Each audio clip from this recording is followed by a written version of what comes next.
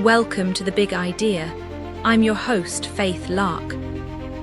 Today, on The Big Idea, imagine a world where your voice is your greatest weapon, but also your deepest vulnerability. Today, discover how one man, once silenced, transformed his personal struggles into a powerful theory that could change how you communicate, and why the forces of manipulation might already be undermining your best intentions.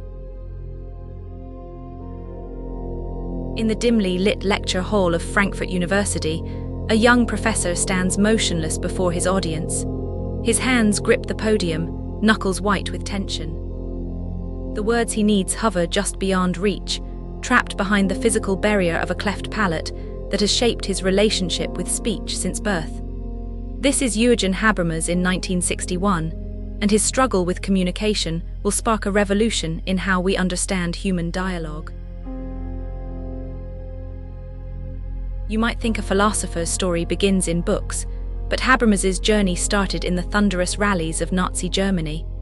Picture yourself as a child in 1939 Dusseldorf, where words become weapons and truth drowns in a sea of propaganda. Young Jürgen watches, wide-eyed, as language itself transforms into a tool of destruction. The experience burns into his consciousness, igniting questions that will haunt him for decades. How do societies lose their ability to speak truth? What happens when dialogue dies? Born with a cleft palate, Habermas endured multiple surgeries that left him struggling to form words. Each sentence was a battle, each public speaking moment a potential humiliation. But what might crush another spirit instead forged something remarkable in him. Through this personal prison of speech, he developed an acute sensitivity to communication's true nature.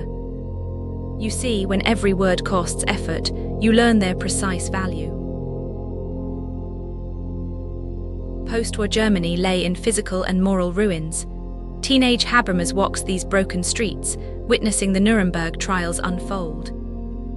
The courtroom revelations strike him like physical blows. Here, finally, is truth speaking to power, but only after millions died in silence.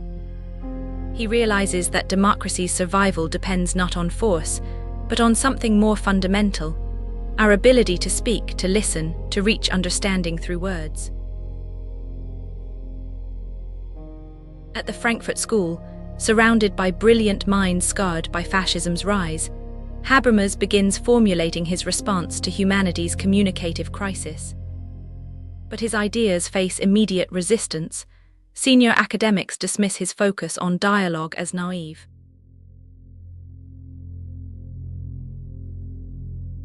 Yet their skepticism only fuels his conviction that without a theory of communication, democracy itself remains vulnerable. The 1960s explode in protest. Students fill the streets, demanding change through megaphones and raised fists. Habermas watches with growing concern. He recognizes their passion but sees a dangerous parallel to the very forces they oppose.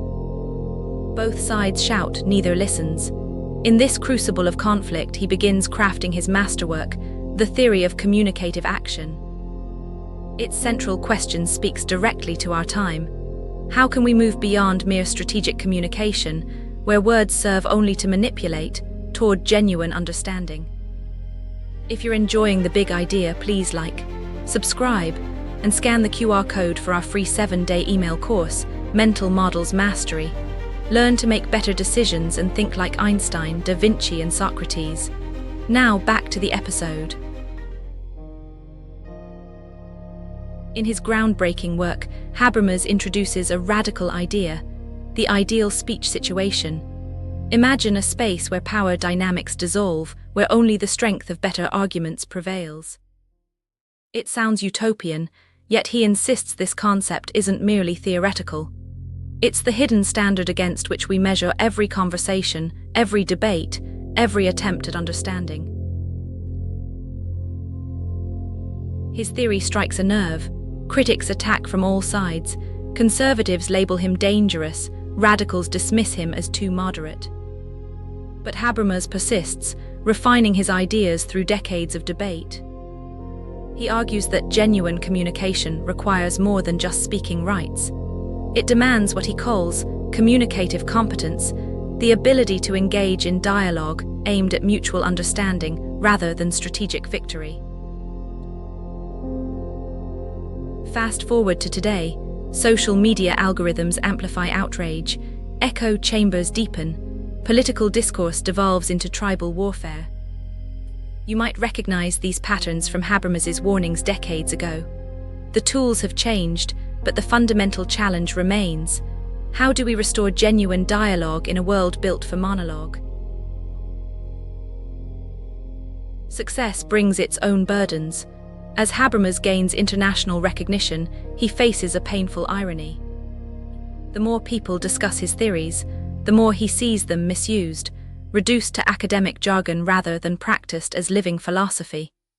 In lecture halls worldwide, he watches scholars debate the nature of communication while failing to truly communicate. Now in his 90s, Habermas continues writing, speaking, challenging us to do better. His message grows more urgent with each passing year. Democracy isn't just about voting rights or free speech. It requires something more fundamental, our ability to reach understanding through dialogue. Without this foundation, all other democratic institutions stand on shifting sand. Here's the challenge Habermas's life poses to you. In a world where words are increasingly weaponized, how will you create spaces for genuine dialogue? His journey from speech-impaired child to philosophy's greatest defender of communication carries one essential lesson. The path to understanding doesn't require perfect speech. It requires perfect listening. The power to heal our fractured discourse doesn't lie in grand theories or technological solutions. It lives in small moments, when you choose to truly hear someone's perspective, when you engage in dialogue seeking understanding rather than victory, when you create safe spaces for authentic communication. This is Habermas's ultimate legacy, not just his theories, but the living example of someone who transformed personal struggle into universal insight. His life asks each of us, will you be part of the problem, adding to the noise, or will you be part of the solution, creating spaces where genuine dialogue can flourish? The choice, as always, begins with a single conversation, your next one. On the next episode of The Big Idea, Habermas sought to rebuild society on the foundation of reason and open dialogue, a monumental task after witnessing the horrors of war. But what happens when reason alone isn't enough? What if forgiveness, not just understanding, is the key to healing a fractured nation? Next time, we journey to a land torn apart by apartheid, where a leader emerged from decades of imprisonment, not seeking revenge but reconciliation. Prepare to witness the extraordinary resilience and unwavering hope of a man who transformed his nation and inspired the world. His story perfectly embodies our theme for next week, fighting for justice and equality. Don't miss it. Please like, subscribe, and scan the QR code or follow the pinned link to get our free 7-day email course, Mental Models Mastery. 7 mental models used by humanity's greatest minds. Think clearer, decide faster, and spot opportunities everyone misses. Click the video that just popped up to watch the next one in this series. Or for episode summaries, behind-the-scenes info, and more, go to daily8.com/bi. Thanks for watching.